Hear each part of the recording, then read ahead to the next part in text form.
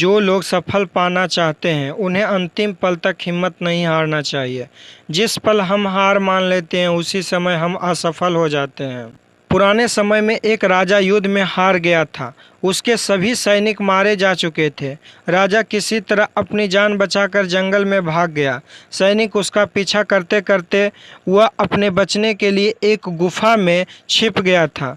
सैनिक राजा को जंगल में खोजते खोजते उस गुफा तक पहुंच गए। गुफा के अंदर राजा को ढूंढा लेकिन सैनिक उसे ढूंढ नहीं सके। बाहर आकर सैनिक ने बड़े बड़े पत्थरों से गुफा को बंद कर दिया। गुफा बहुत गहरी थी। अंदर की ओर राजा छिपा हुआ था। वह काफ़ी थक चुका था। भूख प्यास की वजह से वो बेहाल हो चुका था। उसके शरीर में ताकत भी नहीं बची थी। शत्रु सैनिक गुफा को बंद करके वहां से चले गए तो राजा अंदर बैठा बैठा सोच रहा था कि अब तो उसका जीवन खत्म हो चुका होगा।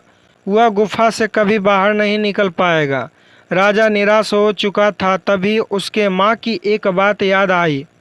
उसकी माँ कहती थी कि कुछ तो कर, यूं ही मत मर। ये बात याद आते ही राजा में फिर से वह ऊर्जा आ गई। उसने सोचा कि कोशिश किए बिना हार नहीं मानना चाहिए। राजा गुफा के द्वार से पत्थरों को हटाने का काम शुरू कर दिया।